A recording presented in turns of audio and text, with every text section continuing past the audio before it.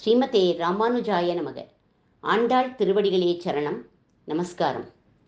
மாலே மணிவண்ணான்னு கண்ணனை அழைச்சு ஆண்டாள் சொல்ற, எங்கள் முன்னோர்களான கோபிகைகளும் உன்னை அடையணும்னு கார்த்தியாயினி விரதம் இருந்திருக்கா.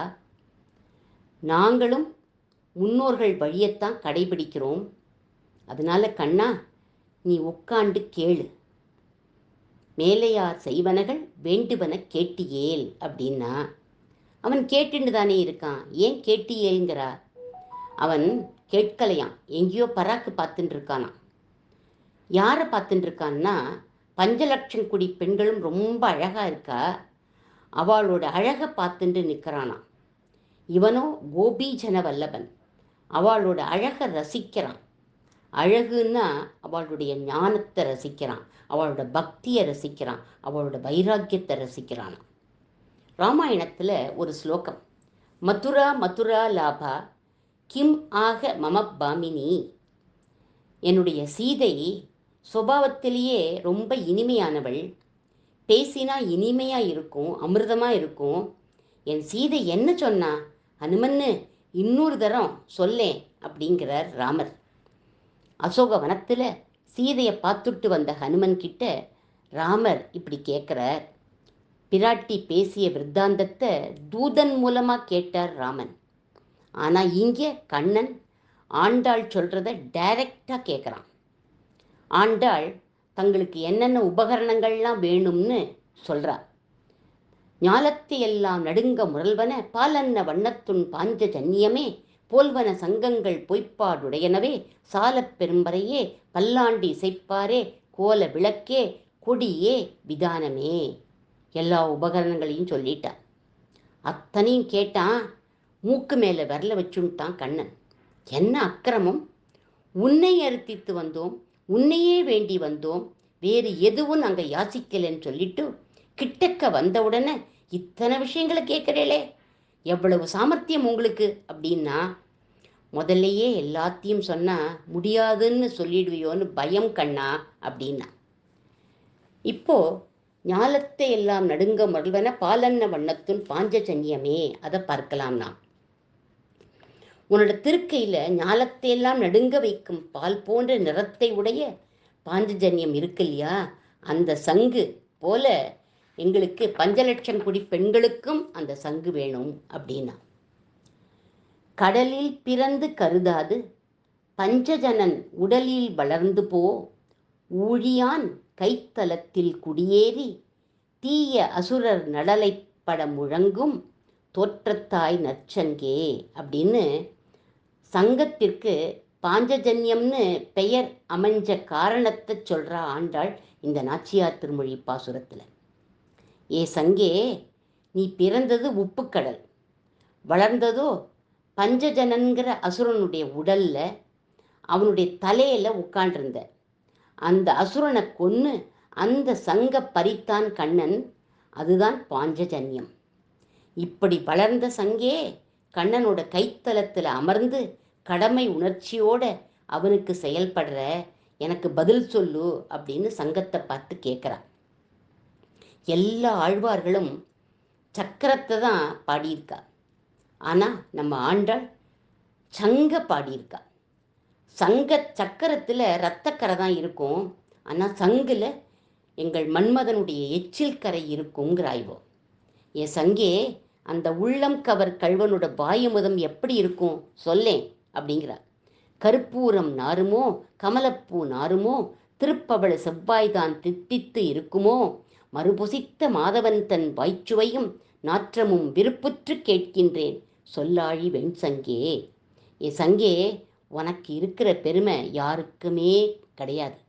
நீ தூங்கணும்னு நினச்சா மாதவனோட கையிலேயே தூங்கி போய்டுற, சாப்பிடணும்னு நினச்சா நவநீத சோரனோட வாய் எச்சில சாப்பிட்டுடுற, உண்பது சொல்லில் உலகளந்தான் வாயமுதம் கண்படை கொள்ளல் கடல் வண்ணன் கைத்தலத்தே. இப்படி பாஞ்சஜன்யத்தினுடைய பெருமையை பாடிட்டா ஆண்டாள். அதுக்கப்புறம் கண்ணன் கிட்ட சொல்கிறா, கிருஷ்ணா, சங்குகள் எதுக்குன்னா, நாங்கள் அத்தனை பேரும் சங்க முழக்கத்தோட பாவைக்களம் போகணும். அந்த சங்கம் எப்படி முழங்கணும் அப்படின்னா, ஞாலத்தை எல்லாம் நடுங்க முரல்வன. உலகமே நடுங்கிற மாதிரி கம்பீரமான நாதத்தை அவைகள் எழுப்பணும் அப்படிங்கிறார். குருட்சேத்திர பூமியில பாண்டவர்கள் கௌரவர்கள் படை அணிவகுத்து நிற்கிறார். துரியோதனன் துரோணாச்சாரியார் கிட்ட கேட்குறான், அபர்யாப்தம் ததஸ்மாகம் பலம் பீஷ்மாபிரக்ஷிதம் பர்யாப்தம் த்விதிமே தேசாம் பலம் பீமாபிரக்ஷிதம். பாண்டவாள்கிட்ட 7 கோடி சைன்யம் இருக்கு, நம்மளை கொல்றதுக்கு அந்த பலம் அவளுக்கு போரும். ஆனால் நம்ம கிட்ட 11 கோடி சைன்யம் இருக்கு, ஆனால் அவளை கொல்ல இது போராது அப்படிங்கிறான். ஏன் இப்படி முரண்பாடாக சொல்கிறான் அப்படின்னா, இதுக்கு எப்படி வியாக்கியானம் பண்ணுவா நம்முடைய பூர்வர்கள்னா, பெருமாளை எதிர்த்து யார் எதிரம்பு போட்டாலும் அவளுக்கு இந்த பயம் வந்துடும் அப்படின்னு சொல்கிறார். அந்த சமயம் பீஷ்மர் சொல்கிறார், கவலைப்படாத துரியோதனா, நீ ஜெயிச்சுடுவ, நான் என்னுடைய சங்கை எடுத்து இப்போ சங்கநாதம் பண்ண போகிறேன் அப்படின்னார். உடனே அவர் பண்ணினார். உடனே கிருஷ்ண பகவானும் தன்னுடைய பாஞ்சஜன்யத்தை எடுத்து ஊதினானாம். பாஞ்சஜன்யம் ரிஷிகேசோ தேவதத்தம் தனஞ்சய அப்படின்னு அந்த சங்கு எடுத்து ஊதினான். அந்த பாஞ்சஜன்ய சங்கோட சங்கநாதம் என்ன பண்ணிடுத்துன்னா, சகோஷோ தார்த்தராஷ்டிரானாம் ஹிருதயானி பேதாரயத். அந்த சங்கநாதம் ஆகாசத்தையும் பூமியையும் எதிரொலிக்க பண்ணி திருதராஷ்டிர புத்திரர்களின் இதயங்களை அப்படியே பிளக்க வச்சு கொடுத்தான். அந்த நாதத்தை கேட்டு அவள் நடுங்கி போயிட்டாள். அதுதான் ஞாலத்தை எல்லாம் நடுங்க முரல்வன. அடுத்ததா சொல்றா, பாலன்ன வண்ணத்துன் பாஞ்சஜன்யமே போல்வன சங்கங்கள். பால் போல வெளுத்து இருக்கக்கூடிய உன்னோட பாஞ்சஜன்யம் போல எங்களுக்கு சங்கங்கள் வேணும். வெள்ளை நிறம் சத்துவகுணத்தை குறிக்கும், பக்தி வளரும். பொய்ப்பாடு உடையனவே, பொய்ப்பாடுன்னா பெருமையை குறிக்கும், பழமையையும் பெருமையுமான சங்குகளை நீ கொடுக்கணும் அப்படிங்கிற. அந்த சங்கநாதத்தை கேட்டால் அடியார்களுக்கு, அதாவது பக்தர்களுக்கு ஆனந்தம் ஏற்படும். சங்கத்வனியை கேட்டு ருக்மிணி பிராட்டி சந்தோஷப்பட்டா. எப்போ? அவளுடைய கல்யாணத்தும் போது. ருக்மிணி பிராட்டி கண்ணனையே கல்யாணம் பண்ணிக்கணும்னு நினச்சா. ஆனால் அவளுக்கு 5 அண்ணன்கள். அதில் ருக்மிங்கிறவன் என்ன பண்ணினான்னா, சேதி தேசத்து அரசன் சிசுபாலனுக்கு தான் ருக்மிணியை கல்யாணம் பண்ணி கொடுக்கணும்னு நிச்சயம் பண்ணிட்டான். விஷயத்தை கேள்விப்பட்ட ருக்மிணி நாதனான கிருஷ்ணனுக்கு ஒரு லவ் லெட்டர் எழுதி ஒரு பிராமணர் மூலியமாக அனுப்பினான். அந்த காலத்திலேயே ஃபஸ்ட்டு லவ் லெட்டர் அவள் தான் எழுதினான். தன்னோட பிரேமையை பூரா அந்த லெட்டரில் வச்சு புவன சுந்தரா அப்படின்னு ஆரம்பிக்கிறான். ஸ்ருத்வா குணான் புவன சுந்தர ஸ்ருண்வதாம் தே நிர்பிஸ்ய கர்ண விவரைர்ஹி ஹரதோங்கதாபம் ரூபம் த்ரிசாம் த்ரிசிமதாம் அகிலார்த்தலாபம் த்வயி அச்சுத விசதி சித்தம் மபத்ரம் மேயே. யாருமே எழுதாத ஒரு நாமத்தை எடுக்கிறார். விஷ்ணு சகஸ்ரநாமத்திலேயே இல்லாத ஒரு நாமம். உலகத்திலேயே அழகானவன் நீதான், மிஸ்டர் யூனிவர்ஸ். கண் அழகன், அதனால நீ புவன சுந்தரன். புவனமே அழகா இருக்கு, ஏன்னா அதுக்குள்ள நீ உட்காண்டிருக்க, அதனால புவன சுந்தரன்.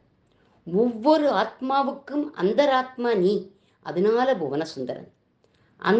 அந்தர்யாமியான நீ ஒவ்வொரு பொருளையும் இருக்கிறதுனால, உன்னுடைய அழகு ஒரு துளி தெரிச்சதுனால அந்த பொருளெல்லாம் அழகா இருக்கு, அதனால நீ புவன சுந்தரன். புவனம்னா ஜலம், ஜலத்தில் க்ஷீராப்தியில் நீ சயனிச்சுன்னு இருக்க, அதனால புவன சுந்தரன். துவாரகையில் சமுத்திர மத்தியில் இருக்கிறதுனால புவன சுந்தரன். பிருந்தாவனத்தில் யமுனாதீர விகாரியா விளையாடினதுனால புவன சுந்தரன். ராமாவதாரத்தில் சரையுதீர விகாரியா இருந்ததுனால புவன சுந்தரன். கிருஷ்ணன்கிற ஜலத்திலேருந்து ருக்மிணிங்கிற மீனை பிரிச்சுட்டா நான் துடிச்சு போயிடுவேன் கிருஷ்ணா. நிர்பிஸ்ய கர்ண விவரை ஹரதோங்க தாபம். உன்னோட குணத்தை நான் நிறைய கேள்விப்பட்டிருக்கேன். அது என்னோட காது வழியாக போய் ஹிருதயத்துக்குள்ள உள்ள தாபங்களெல்லாம் நிவர்த்தி பண்ணிடுத்து. ரூபம் திரிசாம், தங்களுடைய திருமேனி அழகோ, திருசிமதாம் அகிலார்த்த லாபம், அகிலத்தில் எல்லா பாக்கியத்தையும் தரக்கூடியது. தங்கள் அச்சுதன் இல்லையா, நம்பினவாளை கைவிட மாட்டீர். நீங்க சாரங்கபாணியா வரணும். எல்லாரையும் ஜெயிச்சு வீரத்தையே கன்னிகா தானமா தந்து, அதை வீரிய சுல்கம் அப்படின்னு சொல்லுவோம். அந்த வீரத்தையே கன்னிகா தானமா தந்து ராட்சச முறைப்படி என்னை தூக்கிண்டு போகணும். எனக்கும் கௌரவம், உமக்கும் கௌரவம் அப்படின்னு அந்த லெட்டரில் எழுதிட்டா எல்லாத்தையும். இவள் வீரஸ்திரீ, கிருஷ்ணனோட வேல்யூ தெரிஞ்சவோ. யாருக்கும் தெரியாமல் நான் வந்துடுறேன் கிருஷ்ணா, நீயும் யாருக்கும் தெரியாமல் வந்துடுன்னு கடிதம் எழுதியிருந்தா கண்ணன் வந்திருக்கவே மாட்டான்.